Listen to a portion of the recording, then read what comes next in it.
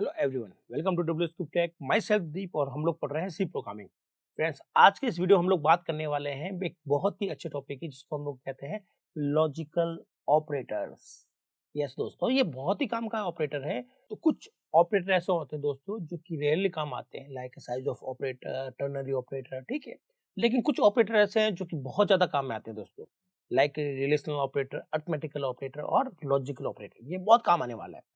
मतलब आप जो नेक्स्ट टॉपिक पढ़ने वाले हैं, सपोज करें आप लूप्स पढ़ने वाले हैं, आप लोग सिलेक्शन स्टेटमेंट पढ़ने वाले हैं, इफ एल्स वगैरह वगैरह, तो उसमें इसका बहुत ही इंपॉर्टेंट रोल आ जाता है।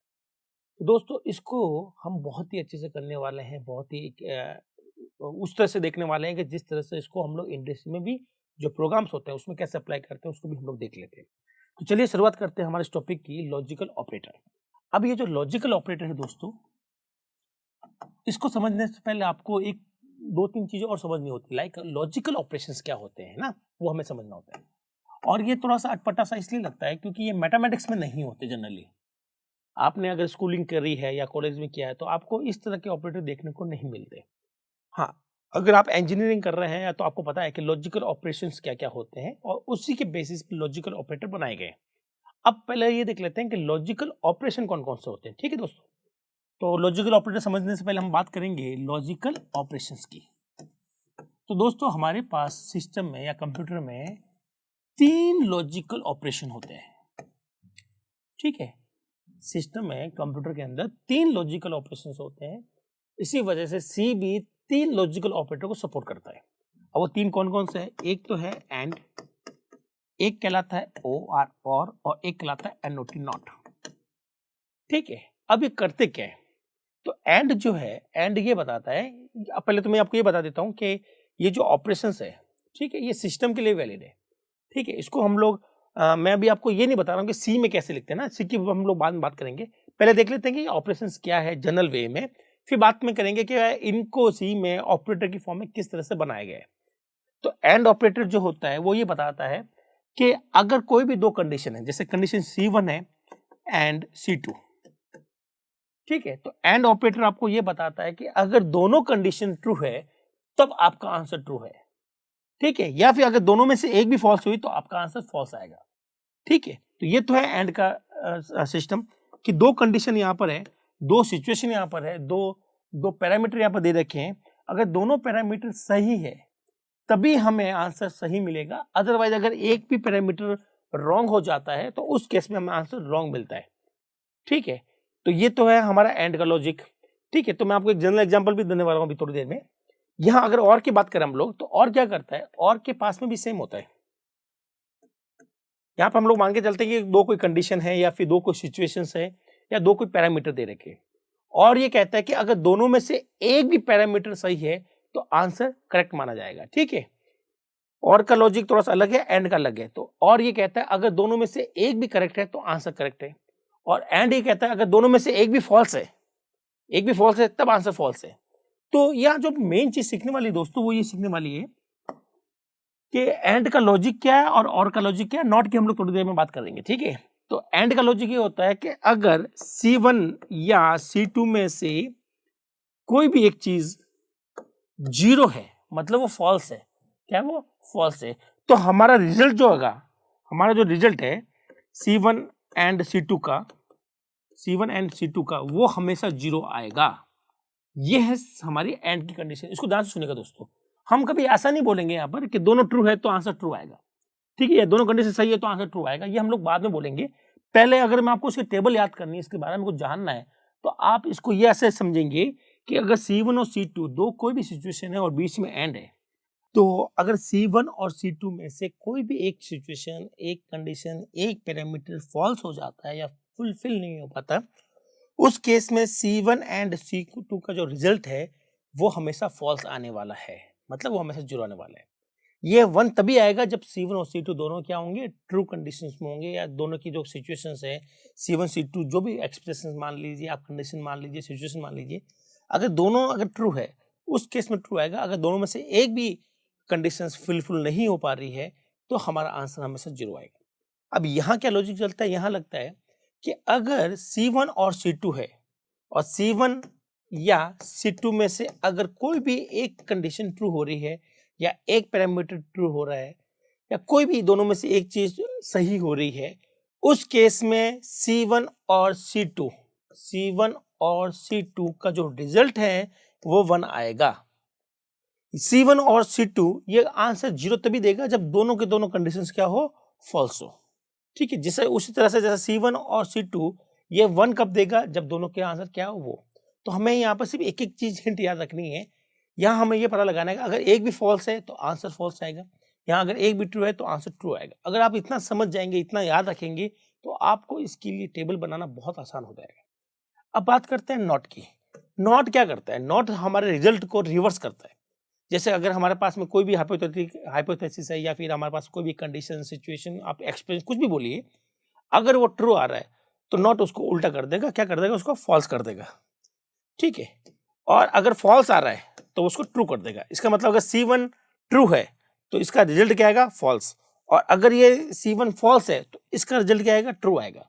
तो C1 क्या, ये नॉट क्या करता है, जस्ट रिवर्स करता है हमारे रिजल्ट को। तो याद रखिएगा दोस्तों कि C1 और C2 ये कुछ भी हो सकते हैं, एक जनरल लैंग्वेज हम लोग बात कर रहे हैं। ठीक है, अब इनकी एक बार टेबल डिस्कस कर लेते हैं, उसके बाद हम लोग बात करेंगे और आगे। ठीक है, तो मैं टेबल यहाँ डिस्कस कर लेता हूँ यहाँ पर नीचे की तरफ। जैसे कि माना कि दोस्तों मेरे पास में कोई भी दो एक्सप्रेशन है, E1 एंड E2। ठीक है, चलो या यूं करते हैं कि हम लोग क्या करते हैं, यहाँ पर लिखते हैं E1 E2। अब E1 क्या क्या हो सकते हैं, ये फॉल्स हो सकता है या ये सिचुएशन, ये दो आप पहले तो दोस्तों आप ये समझ लें कि मैं यहाँ पर जो बता रहा हूँ ना, ये सिचुएशन हो सकती है, कंडीशन हो सकती है, एक्सप्रेशन हो सकता है, कुछ भी हो सकता है ना। तो E1 और E2 दो हमारे पास में है, तो हमारे पास क्या क्या पॉसिबल वैल्यू हो सकती है, दोनों फॉल्स हो सकते हैं, दोनों में से एक ट्रू हो सकता है ना। इस तरह से भी कि ये भी ट्रू हो सकता है, ये फॉल्स हो गया, ये ट्रू हो गया, ये फॉल्स हो गया, या दोनों भी ट्रू हो सकते हैं। ठीक है, ये हमारी टेबल का बेसिक है। अब देखते हैं अगर हम लोग लिखें E1 एंड E2 लिखें, तो E1 एंड E2 एंड का लॉजिक ये होता है अगर एक भी 0 है तो आंसर 0 आने वाला है, ये आप समझ लें। तो आपने यहाँ पहले इसको चेक किया, क्या ये 0 है, तो आंसर क्या आ जाएगा, 0। ठीक है, ये मैं आपको इसलिए कह रहा हूं दोस्तों क्योंकि अगर एक भी 0 हो गया तो अगले वाले को चेक करने की जरूरत नहीं है। अगले वाले E2 को, जैसे इस केस में आपका पहला ही 0 आ गया है तो रिजल्ट श्योर है 0 आएगा। E2 में क्या लिखा हुआ है, क्या नहीं है, इसको इवेल्यूट करने की आपको बिल्कुल रिक्वायरमेंट नहीं है दोस्तों। ठीक है, तो ये हमें एडवांटेज यहाँ पर उठाना है और यही एडवांटेज C में हमें मिलता है। ठीक है, तो यहाँ ध्यान रखेंगे अगर एंड का लॉजिक है एक भी 0 है तो आंसर 0 आएगा। तो अगर पहले हमें 0 मिल गया है, ठीक है, पहले हमें 0 मिल गया है दोस्तों, तो आगे वालों को इवेल्यूट करने का कोई रिक्वायरमेंट नहीं है, आपको आंसर 0 ही मिलेगा। उसी तरह से आपने यहाँ देखा अगर ये 0 है तो आंसर 0 है, इसको हम लोग चेक करने की रिक्वायरमेंट बिल्कुल नहीं हमें। ठीक है, मैं इसको हटा देता हूँ। चलिए, अब मैं कहता हूँ ये आंसर 1 है, तो एंड कहता है अगर एक भी 0 है तो आंसर 0 है। तो एंड क्या करेगा, इस केस में इसको भी इवेल्यूट करेगा, इसको भी चेक करेगा भाई कि यार मैं चेक कर लेता हूँ, क्या पता नेक्स्ट वाला तो कहीं 0 नहीं है। ठीक है, तो इस केस में दोनों ही वैलिडेट किए जाएंगे, दोनों ही इवेल्यूट किए जाएंगे, फिर पता लगाया जाएगा कि चलो ये तो ट्रू है लेकिन ये फॉल्स हो गया, ये 0 आ गया, तो उस केस में भी आंसर क्या है, 0 है। ठीक है, और लास्ट में देखेंगे कि भैया ये तो 1 है, तो अगले वाले को भी आप इसको ट्राई करें, इसको देखें क्या पता ये 0 तो नहीं है, नहीं ये भी 0 नहीं, ये भी 1 है। तो उस केस में जब दोनों 1 मिलेंगे उस केस में हमें आंसर क्या मिलेगा, 1 मिलेगा। तो दोस्तों ये है एंड की टेबल का एक्यूरेट लॉजिक। काफी लोग इसको क्या कहते हैं कि ये मल्टीप्लिकेशन है। अरे एंड मल्टीप्लिकेशन नहीं करता दोस्तों, मल्टीप्लिकेशन करने के लिए कंप्यूटर के पास ऑलरेडी बहुत से आइटम होते हैं जिसके थ्रू वो मल्टीप्लिकेशन करते हैं। तो जनरली ये पढ़ाया जाता है कि यहाँ पर मल्टीप्लिकेशन हो रहा है कि 0 इंटू 0 0, 0 इंटू 1 0, 1 इंटू 0 0 और 1 इंटू 1 1। तो इन्होंने इस टेबल को याद करने के लिए कर लिया है। नहीं दोस्तों, अगर आपने ऐसा पढ़ लिया तो आप एक लॉजिक छोड़ देंगे, बहुत ही बड़ा लॉजिक है वो, कि अगर E1 एंड E2, अगर E1 is 0, if E1 is 0, अगर ये पहली सिचुएशन 0 आ गई, देन E2 को इवेल्यूट करने की जरूरत नहीं है, आंसर पहले ही आ चुका है।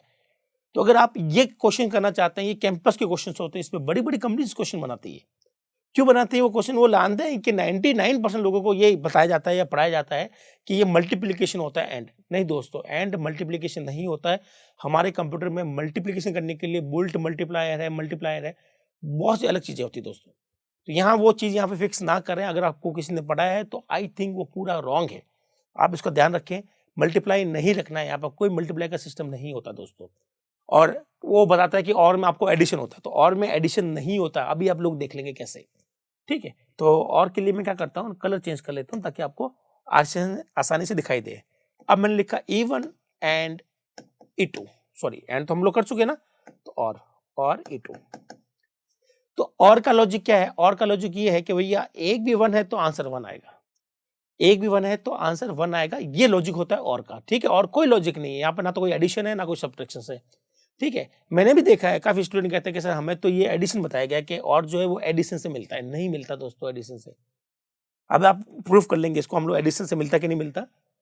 बट यहाँ पर जो सही लॉजिक है वो ये है कि और में अगर जो कॉन्सेप्ट चलता है वो चलता है 1 का। अगर एक भी 1 है तो आंसर 1 आएगा। कैसे? और क्या करता है यहाँ पर, पहले इसको चेक करता है क्या ये 1 है, नहीं है, तो वो इसको भी चेक करेगा क्या ये 1 है, नहीं है। जब दोनों ही 1 नहीं है तो और कहता है कि भैया आंसर 0 है। ठीक है, फिर और आता है और चेक करता है क्या ये 1 है, नहीं है, तो ये भी चेक करेगा और क्या ये 1 है, यस ये 1 है। तो और को अगर एक भी 1 मिल गया तो आंसर वो क्या दे देगा, 1 दे देगा। उसी तरह से और यहाँ पर चेक करेगा क्या ये 1 है, यस 1 है। तो आगे वाले को चेक करने की जरूरत भी नहीं है, क्योंकि यहाँ हमें 1 मिल गया है तो इसको इवैल्यूएट नहीं करेंगे इस केस में, तो आंसर हमें 1 मिलने वाला है। और अगर यहाँ मैं बात करूं तो यहाँ और चेक करेगा कि भाई पहला वाला एक्सप्रेशन ट्रू आ रहा है तो आंसर तो वैसे भी ट्रू आएगा। तो इसको इवैल्यूएट करने की या फिर इसको चेक करने की रिक्वायरमेंट क्या है, कोई रिक्वायरमेंट नहीं है, तो आंसर आपका 1 हो जाएगा। तो इन दोनों केस में यहाँ पर इवोल्यूशन होते हैं दोस्तों, लेकिन इन दोनों केस में सिर्फ इसका इवोल्यूशन किया जाता है, इसको इवैल्यूएट भी नहीं करते हम लोग, क्योंकि हमारा आंसर पहले ही हमें मिल जाता है। तो ये है हमारे पास टेबल किसकी, और की। अब यहाँ पर जो सबसे बड़ी इश्यू है, जो सबसे बड़ी कंफ्यूजन है वो ये है कि सर ये तो एडिशन से बनती है और की टेबल। तो मैं आपको एडिशन करके भी दिखा देता हूँ कैसे बनती है एडिशन से। 0 + 0 0, बहुत बढ़िया एडिशन था रहा अभी तक। 0 + 1 1, अच्छा ये भी एडिशन सही है, आप सही कह रहे थे। 1 + 0 1, ये भी सही है। अब 1 + 1 1, ये बटा खोटा है, ये एडिशन तो नहीं है। दुनिया का कौन सा एडिशन कहता है ऐसा कि भाई 1 + 1 1 आएगा आंसर? ठीक है, कोई नहीं है। 1 + 1 कभी भी 1 नहीं होता दोस्तों, चाहे वो बाइनरी हो, चाहे वो आपका कोई भी कोड हो, चाहे वो आपका मैथमेटिक्स हो। दुनिया की कोई भी ताकत ये प्रूफ नहीं कर सकती कि 1 + 1 1 आता है। 1 + 1 हमेशा 2 होता है दोस्तों, याद रखिएगा। अगर मैं बाइनरी की बात करूं तो बाइनरी के अंदर भी 1 + 1 को 2 होता है। ठीक है, कैसे होता है? 1 + 1 जो होता है बाइनरी के अंदर, ये 2 होता है, और 2 को हम लोग लिखते हैं ऐसे 0 और 1 से। तो इसका जो आता है समेशन, इसका जो समेशन आएगा वो ऐसा आएगा। ठीक है, तो यहाँ ऐसा कोई समेशन नहीं है, यहाँ किसी तरह का एडिशन नहीं हुआ। आपको गलत पढ़ा है या आपको गलत समझाया गया है। यहाँ पर जो लॉजिक काम करता है दोस्तों, वो लॉजिक काम करता है और के अंदर 1 का लॉजिक। वो 1 का लॉजिक क्या है? वो लॉजिक ये कहते हैं कि भैया एक भी 1 हुआ E1 या E2 में से, तो नेक्स्ट वाला आपको चेक करने की जरूरत नहीं होगी। ठीक है, तो आपका आंसर वैसे भी 1 आने वाला है। इसका मतलब मैं आपको वापस समझा देता हूँ, E1 और E2। ठीक है, अगर ये पहले ही 1 निकल गया है दोस्तों, इफ E1 इज ट्रू, ये कंडीशन ट्रू है, तो इसको इवैल्यूएट नहीं किया जाएगा। ये याद रखें आप लोग, क्योंकि आंसर पहले तय हो गया, क्योंकि एक भी 1 है तो आंसर 1 आता है। तो अगर ये 1 है, ये ट्रू है, तो आंसर इसका ट्रू ही आने वाला है। क्या आने वाला है दोस्तों? सॉरी मिट गया। अगर ये हमारे पास ट्रू है, ठीक है, तो आंसर इसका ट्रू आएगा, क्योंकि एक भी अगर ट्रू है, एक भी अगर 1 है, तो आंसर 1 ही है, ट्रू है। तो फिर इसको इवैल्यूएट क्यों करें, इसमें टाइम वेस्ट क्यों करें हम लोग? ये सही लॉजिक होता है, यही लॉजिक सी भी यूज करता है दोस्तों। तो टेबल आप लोग एक बार देख लीजिएगा, टेबल मैंने कैसे बनाई है, किस लॉजिक से बनाई है। वापस अगर हम लोग बात करें तो एंड के अंदर लॉजिक चलता है 0 का। अगर एक भी 0 है तो आंसर 0, ये हमें पढ़ना है। और के अंदर कैसे पढ़ना है, एक भी अगर 1 है या एक भी ट्रू है तो आंसर हमारा 1 या ट्रू है। ठीक है, और नॉट क्या करता है? नॉट रिवर्स करता है भैया। नॉट कैसे करता है? नॉट रिवर्स करता है। कैसे करेगा, इसको हम लोग थोड़ा सा क्लीन कर देते हैं ताकि मैं आपको समझा पाऊँ यहाँ पर। ठीक है, तो मान लीजिए मेरे पास ऐसी कोई वैल्यू दे रखी 0 और 1, फिर मैं कहता हूँ नॉट E1। तो नॉट क्या करेगा, उसको रिवर्स करेगा। अगर 0 है तो 1 कर देगा, 1 है तो 0 कर देगा। ये हुई हमारी नॉट की टेबल। ठीक है, तो नॉट का भी बहुत इजी कॉन्सेप्ट है, कुछ नहीं है, बस हमें अपनी जो कंडीशंस होती है उसको रिवर्स करना होता है। ये तो हुआ नॉट। तो दोस्तों 3 ऑपरेशन हो गए, एंड और नॉट। ये तीनों ऑपरेशंस हमारे सिस्टम में होते हैं, इलेक्ट्रॉनिक्स में होते हैं। अब बात करते हैं कि इन तीनों ऑपरेशन को सपोर्ट करने के लिए हमारे सी ने, क्योंकि सी जो है एक लो लेवल के फीचर भी अपने पास में रखती है। सी को आप लोग हाई लेवल लैंग्वेज भी कहते हैं, सी के अंदर लो लेवल लैंग्वेज के फीचर्स भी है। सी के अंदर दोनों के फीचर्स है दोस्तों, हाई लेवल के फीचर्स भी ठूस ठूस के भरे हुए हैं और लो लेवल के भी कूट कूट के भरे हुए हैं, क्योंकि सी लो लेवल प्रोग्रामिंग को भी सपोर्ट करता है। लो लेवल का मतलब है वो हार्डवेयर से इंटरेक्ट कर सकता है, ठीक है। तो उसके पास में जाहिर सी बात है कि हार्डवेयर के जो ऑपरेशंस होते हैं, और हमारे हार्डवेयर बोले तो मशीन के, तो जो मशीन में ऑपरेशन होते हैं सी उसको भी सपोर्ट करता है, करना चाहिए ना। इसी वजह से सी में लॉजिकल ऑपरेटर बनाए गए, लॉजिकल ऑपरेटर। और ये जो ऑपरेटर है हमारे पास में, ये तीन होते हैं, एंड और नॉट, ठीक है। तो कैसे होते हैं, अगर मैं बात करूं कि बाइनरी लॉजिकल ऑपरेटर, ये हमारे पास दो है, एक तो है ये, इसको हम लोग कहते हैं लॉजिकल एंड। क्या कहेंगे दोस्तों, लॉजिकल एंड। और ये जो होता है दो हमारे पास में स्ट्रेट लाइन जो होती है, इससे हम लोग कहेंगे दोस्तों लॉजिकल और, ठीक है। और एक होता है यूनरी। यूनरी मतलब इसको काम करने के लिए केवल एक ही वैल्यू चाहिए, एक ही ऑपरेंड चाहिए, ठीक है। ये होता है नॉट। नॉट को हम लोग कुछ ऐसा लिखते हैं, इससे हम लोग कहेंगे लॉजिकल नॉट। तो ये थोड़े दोस्तों हमारे पास में सी के ऑपरेटर जो कि लॉजिकल है, ठीक है। तो सी के लॉजिकल ऑपरेटर तीन ही होते हैं, एंड और, ये दोनों बाइनरी फॉर्म में होंगे। इनको काम करने के लिए दो वैल्यू चाहिए होगी, एक इस तरफ एक इस तरफ, ठीक है। ये हमारा जो है वो यूनरी, इसको काम करने के लिए एक ही वैल्यू चाहिए। चलिए इसका मैं कुछ एग्जाम्पल बता देता हूँ और काम कर लेते हैं। लेकिन उससे पहले मैं आपको फिर एक ये चीज़ याद दिलाता हूँ, किसी भी ऑपरेटर की तो सबसे इंपॉर्टेंट चीज़ होती है वो ये है कि वो काम किस पे करता है और प्रोड्यूस क्या करता है। ये थोड़ा सा हमें हर बार मैं आपको ये बोलता हूँ कि आपको ये पता होना चाहिए। तो लॉजिकल ऑपरेटर काम करते हैं ट्रू फॉल्स पर, ठीक है। तो मैं कहूँगा ये वर्क किस पर करते हैं और प्रोड्यूस क्या करते हैं, प्रोड्यूस क्या करते हैं, आउटपुट में आपको ये क्या देंगे। तो दोस्तों ये हमेशा वर्क करेंगे ट्रू फॉल्स पर। आप ट्रू का मतलब 1 मान लीजिएगा और फॉल्स का मतलब 0 मान लीजिएगा। तो इसको काम करने के लिए, लॉजिकल ऑपरेटर काम करने के लिए क्या चाहिए, ट्रू और फॉल्स चाहिए, ठीक है। ट्रू फॉल्स चाहिए। नाउ ये रिजल्ट में भी ट्रू फॉल्स देंगे। क्या देगा रिजल्ट में, या तो देगा ट्रू या क्या देगा आपको फॉल्स देगा। रिलेशनल में क्या होता है, रिलेशनल में ये काम तो करते हैं नंबर्स पर, लेकिन रिजल्ट क्या बनाते हैं, ट्रू फॉल्स। लेकिन यहाँ पर काम भी ट्रू फॉल्स पे होता है और रिजल्ट भी आपको ट्रू फॉल्स में मिलता है। तो इसका अपन को ध्यान रखना दोस्तों, ठीक है। चलिए अब इस पर कुछ कोशिश करते हैं कि इसके क्वेश्चन कैसे डिजाइन होते हैं, ठीक है। तो मैं आपके सामने कुछ क्वेश्चन लिख रहा हूँ। सपोज करो मैंने ऐसा लिखा, प्रिंट एफ, यहाँ पर सपोज करो मैंने लिखा 5 less than 6, 5 less than 6 and मैंने लिख दिया यहाँ पर 7 ग्रेटर देन 6, ठीक है। कुछ ऐसा मैंने आपको बना के दिया है। तो यहाँ मैंने लॉजिकल भी डाल दिया और रिलेशनल भी डाल दिए। अब मैं आपसे क्वेश्चन पूछता हूँ सीधा सा कि लॉजिकल जो ऑपरेटर होते हैं ये प्रोड्यूस क्या करेंगे, मतलब ये जब पूरी इक्वेशन सॉल्व होगी तो क्या प्रोड्यूस होगा, क्या हमें क्या मिलने वाला है। तो हमें जो मिलने वाला है, क्योंकि यहाँ पर रिलेशनल और लॉजिकल ऑपरेटर ही है, तो हमें हमेशा चाहे तो लास्ट में, सबसे लास्ट में या तो लॉजिकल काम करेगा या रिलेशनल काम करेगा। तो हमें या तो दोनों केस में हमें ट्रू फॉल्स मिलने वाला है। इसका मतलब हमेशा हमें यहाँ पर क्या करना है, डी का यूज करना है, क्योंकि हम जानते हैं कि इसका रिजल्ट हमेशा 1 0 में आएगा, ट्रू फॉल्स में ही आएगा। अब इसको सॉल्व करके भी देख लेते हैं दोस्तों क्या आता है। 5 लेस देन 6, 5 लेस देन 6, क्या 5 6 से छोटा है, आप कहेंगे ट्रू, ट्रू बोले तो 1, ट्रू बोले तो 1। फिर आपने लिखा एंड। अब मुझे बताइए एंड का लॉजिक क्या है, अगर एक भी 0 है तो आंसर 0 होगा। तो यहाँ पर ये चेक करेगा क्या ये 0 है, नहीं है, तो आगे वाला भी चेक करेगा, क्या पता ये 0 निकल जाए ना। तो इस केस में दोनों इवैल्यूएट किए जाएंगे, इसको भी इवैल्यूएट किया जाएगा, इसको भी चलाया जाएगा दोस्तों, इस पे भी काम किया जाएगा। और ये देखेंगे 7 is greater than 6, yes true.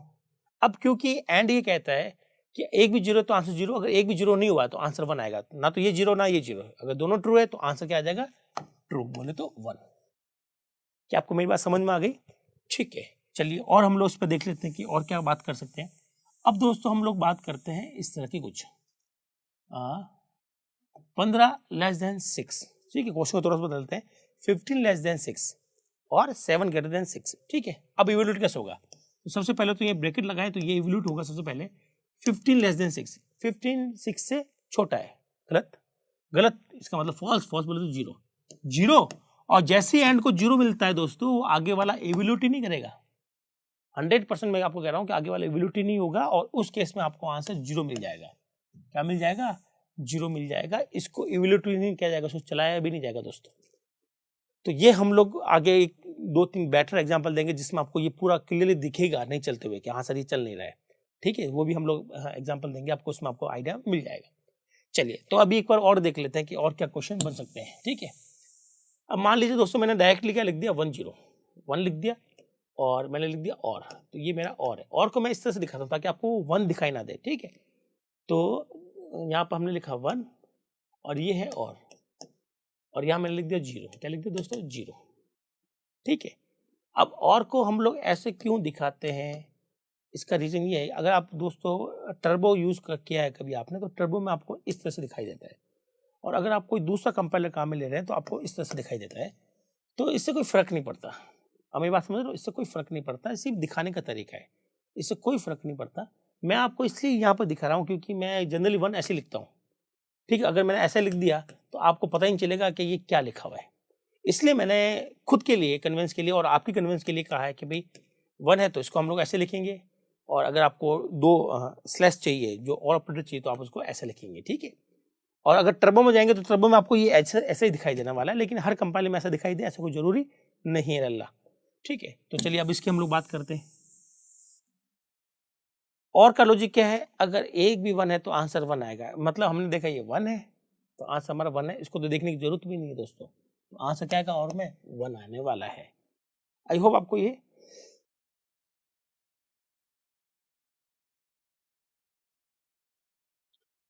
समझ में आया होगा कि 1 कैसे आता है, ठीक है। चलिए अब मैं एक नॉट का भी एग्जांपल ले लेता हूँ। नॉट के अंदर हम लोग बात कर रहे हैं, ये नॉट ऑपरेटर, इसको हम लोग एक्सक्लेमेटरी मार्क से बनाते हैं, और मैंने यहाँ लिख दिया 1। तो 1 का उल्टा क्या होता है दोस्तों, 1 का उल्टा मतलब 1 का रिवर्स क्या होगा, 0। ट्रू का क्या होगा, फॉल्स। तो ये ट्रू है और ये इसको क्या करते हैं, फॉल्स। फॉल्स कर देगा मतलब 0 हो जाएगा आंसर, ठीक है। और अगर आपने इसके अंदर 0 लिखा है तो 0 का रिवर्स बोले तो, फॉल्स का रिवर्स क्या होता है, ट्रू, तो ट्रू बोले तो 1, तो आंसर में क्या मिल जाएगा, 1 मिलने वाला है। तो आई होप आपको ये क्लियर हुआ होगा कि लॉजिकल ऑपरेटर कैसे काम करते हैं, तीनों के तीनों। अब मैं आपको बताता हूँ कि क्या हो जब इक्वेशन में कुछ और आ जाए। अब थोड़ा सा ध्यान से दीजिएगा, अब थोड़ा सा मैं आपको अपर लेवल के क्वेश्चन की हम लोग बात करने वाले हैं, ठीक है। सपोज करो मैंने ऐसे लिखा -500 एंड प्लस का लिख दिया 732, ठीक है, ऐसा लिख दिया। अब बड़ी दिक्कत आ गई, आपने कहा था कि सर ये काम किस पे करता है, ये काम करता है 1 0, बोले तो ट्रू फॉल्स पर काम करता है, पर आपने देख रहे हैं कि दोनों तरफ ट्रू फॉल्स दिखाई नहीं दे रहे, तो इसको क्या मानेंगे, या तो यहाँ पर एरर आएगी या इसका कुछ ना कुछ सॉल्यूशन आएगा, ठीक है। तो यहाँ हम लोग बात कर रहे थे कि यहाँ पर एरर नहीं है दोस्तों। क्यों नहीं है, क्योंकि एंड को तो क्या चाहिए, एंड को काम करने के लिए 1 0 चाहिए, ट्रू फॉल्स चाहिए, बट हमने ना तो 1 दिया है ना हमने ट्रू फॉल्स दिए, ठीक है। तो क्या होगा यहाँ पर, क्या होने वाला है, तो एक रूल होता है, वो आपको रूल समझना है, उस रूल के अकॉर्डिंग इसको सॉल्व करना है। वो रूल ये कहता है कि सी में अगर आपको कहीं पर 1 और 0 की रिक्वायरमेंट लग रही है, आपको 1 और 0 चाहिए और वहाँ 1 और 0 दिखाई नहीं दे रहे, तो उस केस में ये रूल काम आता है। वो रूल ये कहता है कि जितने भी पॉजिटिव नंबर्स है, चाहे वो इंटीजर हो चाहे वो रियल हो, ठीक है, जितने भी पॉजिटिव है या नेगेटिव इंटीजर्स है, ये आपके इंटीजर भी हो सकते हैं और रियल नंबर भी हो सकते हैं। कोई भी नंबर अगर वो नेगेटिव या पॉजिटिव है तो इसको तो हम लोग कंसिडर करेंगे 1 बोले तो ट्रू, इसको हम लोग कंसिडर करेंगे 1 बोले तो ट्रू कंसिडर किया जाएगा, ठीक है। और 0 जो है इसको हम लोग कंसिडर करेंगे फॉल्स, बोले तो 0 से, ठीक है। ये रूल आपको याद होना चाहिए कि ऑल पॉजिटिव और नेगेटिव इंक्लूडिंग इंटीजर और फ्लोट है ना, फ्लोटिंग जितने भी नंबर है, they are consider as a true. अब आप कहेंगे सर ये रूल कैसे बना है, तो इसका भी एक रीजन है इस रूल का, वो भी आप लोग सुन लीजिए दोस्तों। अगर आप किसी भी नंबर की बाइनरी बनाए, चाहे वो आपकी पॉजिटिव नंबर की हो, चाहे वो नेगेटिव नंबर की हो, चाहे वो आपकी रियल नंबर की हो, चाहे वो आपकी इंटीजर की हो, कोई भी नंबर की आप बाइनरी बनाएंगे तो बाइनरी के अंदर दोस्तों आपके पास में, जैसे मान लो कोई भी नंबर की बाइनरी बनाएंगे तो कहीं ना कहीं 1 जरूर आएगा दोस्तों। अब एक 1 भी आ सकता है, 10 1 भी आ सकते हैं, सारे 1 भी आ सकते हैं। मान ले तो कोई नंबर है जैसे आपने कोई भी एक नंबर गैस कर लिया, सपोज कर आपने गैस कर लिया कि -63, तो उसके अंदर कहीं ना कहीं जरूर 1 आएगा। मैं नहीं जानता, मैंने एग्जैक्टली नहीं निकाल रहा हूँ, मैंने आपको निकालना सिखाया था।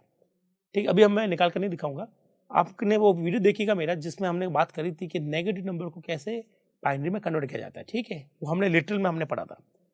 तो दोस्तों, चाहे नेगेटिव नंबर हो चाहे पॉजिटिव नंबर हो, उनकी बाइनरी में कहीं ना कहीं 1 जरूर आएगा। हमारे सिस्टम में केवल एक ही ऐसी बाइनरी होती है जिसमें कभी भी बाइनरी के अंदर 1 नहीं आता।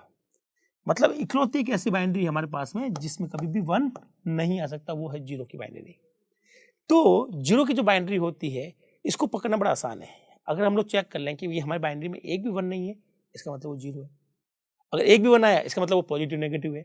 तो इसी की बेसिस पर ये रूल को डिजाइन किया गया कि भाई जितने भी पॉजिटिव नेगेटिव है उनको तो हम लोग ट्रीट करेंगे एज ए 1 ट्रू, या 0 को ट्रीट करेंगे हम लोग एज ए 0 बोले तो फॉल्स। तो अगर ये रूल आपको समझ में आ गया है तो इसकी बेसिस पे यहाँ पर क्या आंसर आना चाहिए, भाई नेगेटिव नंबर है तो उसको हम लोग 1 की जैसे ट्रीट करेंगे। ठीक है, और ये भी पॉजिटिव नंबर है, ये भी 1 की तरह से ट्रीट करेंगे। अब बताइए 1 और 1 बोलो तो ट्रू एंड ट्रू, तो आंसर क्या आएगा, ट्रू एंड ट्रू का आंसर आएगा 1। आई होप आपको ये क्लियर हुआ होगा। नहीं हुआ तो एक और एग्जांपल ले लेते हैं।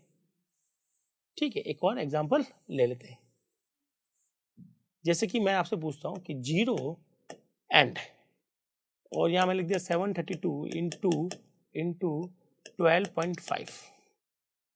ठीक है, अब इसको सॉल्व कैसे करेंगे, ठीक है, इसको सॉल्व कैसे करेंगे इसकी हम लोग बात कर लेते हैं। तो दोस्तों, सबसे पहले चेक करना है कि ये क्या है, 0। एंड में क्या होता है, अगर एक भी आंसर है तो 0। ठीक है, इसको तो इवैल्यूएट करने से मतलब ही नहीं है, इसको आप कैलकुलेशन मत कीजिएगा। कंपनी आपको ऐसा क्वेश्चन जानबूझ के देती है ताकि आपका यहाँ पर टाइम वेस्ट हो जाए। ठीक है, तो आप ऐसे क्वेश्चन नहीं करेंगे, इसको सॉल्व करने की रिक्वायरमेंट नहीं है, क्योंकि एंड का ये कहना है कि अगर एक भी 0 है तो आंसर 0 आएगा, तो मतलब इसका आंसर ऑलरेडी 0 है। इसको चलाने की बिल्कुल जरूरत नहीं है। आप यहाँ अपना दिमाग मत लगाइए, कंपनी आपको ऐसे ही क्वेश्चन देती है और ऐसे ही हमारे कॉम्पिटिशन में भी क्वेश्चन आते हैं। तो उसकी छोटी सी ट्रिक है, ट्रिक नहीं है एक्चुअली में, फैक्ट है हमारे पास में, लॉजिकल ऐसे ही वर्क करते हैं भाई, है ना। और अगर मैं ऐसा बोलूँ कि भाई मेरे पास में लिखा हुआ है 513 और यहाँ मैंने आपको कुछ भी एक अच्छा खासा दे दिया कि भाई ई एक्स पी है, एक्सपोनेंशियल हमने 2.3 प्लस लॉग, ठीक है 10, या हमने दे दिया 257, कुछ अटपटा से दे दिया आपको, बहुत ही भयंकर दे दिया। आप कह रहे हैं पता नहीं क्या लिखा हुआ है, इसको कैसे सॉल्व करना है, क्या नहीं करना है। उससे पहले जरूर देखें कि ये ऑपरेटर कौन सा भैया, ये ऑपरेटर हमारे पास और है, और का क्या लॉजिक है, अगर एक भी 1 है तो आंसर क्या आएगा, 1 आएगा। तो बताइए, पॉजिटिव नंबर है, इसको क्या मानूंगा मैं, 1 मानूंगा, 1।